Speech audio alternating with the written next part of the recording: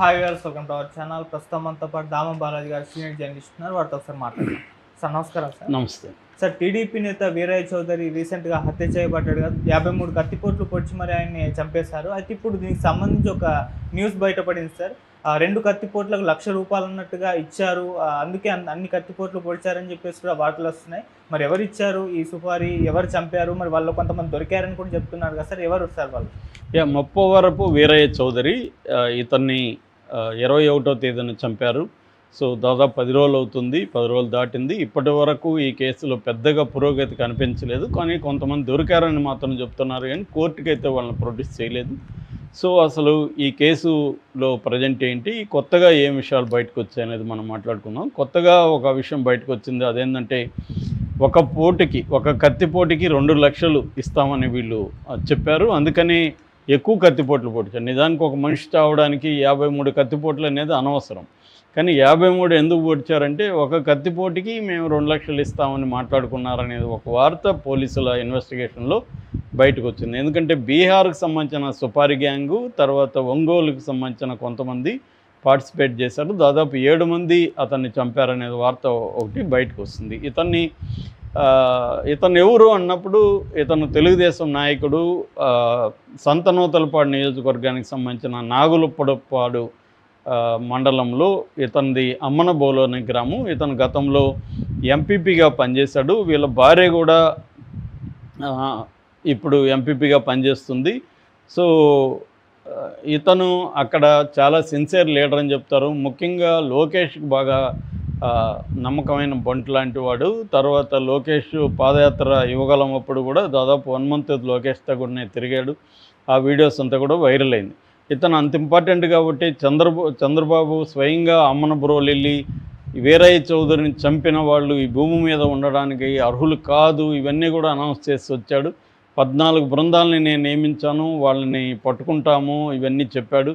కానీ 10 రోజులు దాటినా కూడా ఇప్పటి వరకు దీంట్లో పురోగతి లీగల్గా కనిపించట్లేదు. అండర్ గ్రౌండ్గా కనిపిస్తుందా లేదా తెలీదు. దీనికి ప్రధాన కారణం ఏంటంటే, ఇతన్ని చంపిన వాళ్ళు తెలుగుదేశం వాళ్ళు కావడం.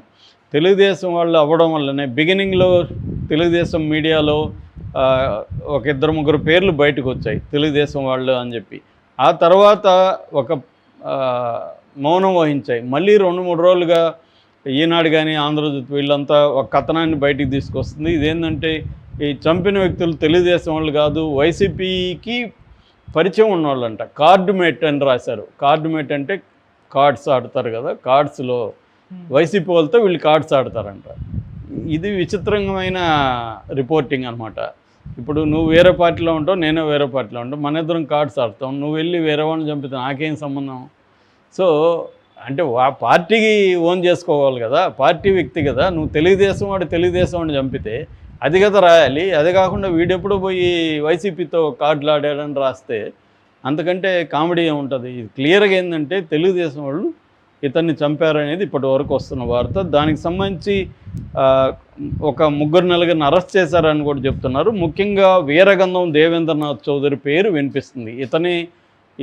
ఇతన్ని చంపడానికి ప్లాన్ వేశాడు అని. అంటే ఇతనికి శత్రువులు అయితే ఎక్కువ మంది ఉన్నట్టుగా కనబడుతుంది వీరయ్య చౌదరికి. ఎందుకంటే ఇతను మద్యం సిండికేట్లో మెంబరు. సో అక్కడ మద్యం ఎక్కడెక్కడ పాడాలి ఏంటి అవన్నీ ఇతను ఆర్గనైజ్ చేసేవాడు. అట్లాగే బియ్యం స్మగ్లింగ్లో కూడా ఇతనికి భాగం ఉందని చెప్తున్నారు. రియల్ ఎస్టేట్లో ఇతను అనేక అవకతవకలు పాల్పడ్డాడు. దానివల్ల చాలామంది గొడవలు ఉన్నాయని చెప్తున్నారు. అట్లాగే హవాలా వ్యాపారం కూడా ఇతను చేస్తాడు అని చెప్తున్నారు. ఏదేమైనా ఇతనికైతే కొంత ఇల్లీగల్ వ్యవహారాలు ఉన్నట్టుగా తెలుస్తుంది. దాంట్లో పార్ట్నర్స్గా ఉన్నోళ్ళు, దాంట్లో రైవల్స్గా ఉన్నోళ్ళు ఆర్గనైజ్ అయ్యి అందరూ డబ్బులు కలెక్ట్ చేసి ఒక సుపారీ ఇచ్చి పెద్ద స్థాయిలో చంపించారనేది బయటకు వస్తుంది. దీన్ని బయటపెట్టి దీన్ని ఫేస్ చేయకుండా పొలిటికల్ యాంగిల్ తీసుకొచ్చి వైసీపీని ఇరికించడానికి ట్రై చేస్తుంది. దీంట్లో వైసీపీ రోల్ ఎక్కడా కనబడడం లేదు. క్లియర్గా ఏంటంటే, ఇతని వ్యాపారాల వల్ల political rivalry with in the party వల్ల చంపినట్టుగానే మనకు అర్థమవుతుంది. ఎందుకంటే ఇతనికి పీడీసీసీబీ ప్రకాశం డిస్ట్రిక్ట్ కోఆపరేటివ్ సెంట్రల్ బ్యాంక్ డైరెక్టర్గా ఇవ్వబోతున్నారు, చైర్మన్గా ఇవ్వబోతున్నారని కూడా వార్తలు వచ్చాయి. సో వీటి నేపథ్యంలో నుంచి ఈ వీరగంధం దేవేందర్ చౌదరి, ఈయన కూడా వాళ్ళ ఊరే అమ్మనబురోలే, అతనే చంపించాడు అనేది అంటున్నారు. దానికి సంబంధించి ఉప్పుగుంటూరు నల్లూరు రాజా, వినోదరాయనిపాలెం సుబ్బారావు ప్లస్ ఒక 20 మెంబర్స్ని ఇప్పటివరకు అదుపులోకి తీసుకొని ప్రశ్నిస్తున్నారని చెప్తున్నారు. ఎందుకంటే దీన్ని స్వయంగా ఏఆర్ దామోదర్ ఎస్పీ ప్రకాశం డిస్టిక్ ఆయనే పర్యవేక్షిస్తున్నాడు, ఆయన ఆధ్వర్యంలో జరుగుతున్నాయి. సో మామూలుగా పోలీసులు ఏం చేస్తారంటే ఇలాంటివి జరిగినప్పుడు అనుమానితుల్ని అరెస్టులు చేస్తారు, నిందితులు అనుకునే వాళ్ళని అరెస్ట్ చేస్తారు. చేసిన తర్వాత మొత్తం కొలిక్కి వచ్చే వరకు వాళ్ళని పోలీస్ స్టేషన్లలో కావచ్చు, లేకపోతే గెస్ట్ హౌస్లు, ప్రైవేట్ గెస్ట్ హౌస్లో కావచ్చు పెట్టుకొని వాళ్ళని టార్చర్ చేస్తూ వాళ్ళ దగ్గర నుంచి అన్ని ఇన్ఫర్మేషన్ రాబట్టి వాళ్ళు చెప్పిన దాని ప్రకారం మిగతా వాళ్ళని అరెస్టులు చేసి దాని తర్వాత కోర్టుకు పెడతారు. కోర్టుకు పెట్టేటప్పుడు వీళ్ళేదో అప్పుడే దొరికినట్టుగానో పారిపోతుంటే పట్టుకున్నామో ఒక కథనం చెప్తారు. ఇది జనరల్గా పోలీసు చేసే మోడస్ ఆపరండి వ్యవహారం. సో అలాగా వీళ్ళ జరుగుతుంది. ఇంకా బీహార్ వాళ్ళు ప్రొఫెషనల్ కిల్లర్స్ కాబట్టి వాళ్ళు అంత ఈజీగా దొరకపోవచ్చు. ఎందుకంటే ఇతన్ని చంపింది వచ్చి పద్మా టవర్స్ అని రెవెన్యూ కాలనీలో వీళ్ళ ఆఫీస్ ఉంటుంది. ఆ పద్మా టవర్స్లో అక్కడ 7:30 గంటలకి రాత్రి ఇతను చంపారు. ఆఫీసులో ఇతను ఆఫీస్ బాయ్ మాత్రం ఉన్నారు. సో ఆఫీస్ బాయ్ భయపడిపోయి అతను కేకలేస్తే పక్కన వాళ్ళు వస్తే వాళ్ళని కూడా వీళ్ళు బెదిరించి కత్తులు చూపించి బెదిరించి వీళ్ళు పారిపోయారు. అందరూ కూడా కర్చీపులు ముఖానికి కట్టుకున్నారు. అందువల్ల సీసీ కెమెరాల్లో కూడా వీళ్ళ ఫేసుల్ని ఐడెంటిఫై చేసే పరిస్థితి లేదు. సో అందువల్ల మామూలుగా అయితే కొన్ని దేశాల్లో ఓన్లీ ఐస్ని కూడా క్యాప్చర్ చేసి ఐడెంటిఫై చేసే టెక్నాలజీ ఉంది. మనకి ఇంకా ఆ స్థాయిలో రాలేదు. ఫేసులు కానీ ఉంటే మనం ఐడెంటిఫై చేసి ఉండొచ్చు. ఫేసులను ఐడెంటిఫై చేయకుండా వాళ్ళు కర్చీపులు కట్టుకున్నారు, ప్రొఫెషనల్ కిల్లర్స్ కాబట్టి. రెండోది వాడు 3 వారాల నుంచి ఒంగోలుకి అవుట్స్కట్స్లో ఒక లాడ్జీలో రూమ్ తీసుకొని ఉన్నారని చెప్తున్నారు. మామూలుగా ఏంటంటే ప్రొఫెషనల్ కిల్లర్స్ ఎప్పుడైనా కూడా రెక్కీలు చేస్తారు. అంటే ఇతను ఎక్కడెక్కడ రెగ్యులర్గా ఉంటాడో అక్కడ చంపడానికి అనుకూలతలేంటి, ప్రతికూలతలేంటి, తర్వాత ఒకవేళ అతన్ని ఏ టైంలో చంపితే బెటరు, ఏ టైంలో నియర్ బై పోలీస్ స్టేషన్ ఏముంటుంది, నియర్ బై ఇబ్బందులు ఏముంటాయి, చంపిన తర్వాత రిట్రీట్ అంటారు. రిట్రీట్ అంటే పారిపోవడం. ఎలా పారిపోవాలి, ఎక్కడికి పారిపోవాలి, ఒకవేళ ప్లాన్ ఏ ఫెయిల్ అయితే ప్లాన్ బి ఏంటి, ఇవన్నీ కూడా వాళ్ళు చూసుకుంటారు. తర్వాత సెక్యూరిటీ వీళ్ళు పోలీసుల మెథడ్స్ కూడా వాళ్ళకి తెలుసు. ఇటువంటి ఒక ఇంపార్టెంట్ హత్య జరిగితే పోలీసులు కంపల్సరీగా మొత్తం సిటీని, టౌన్ని కార్డన్ ఆఫ్ అంటారు. కార్డన్ ఆఫ్ అంటే అన్ని రోడ్లని బ్లాక్ చేసేస్తారు.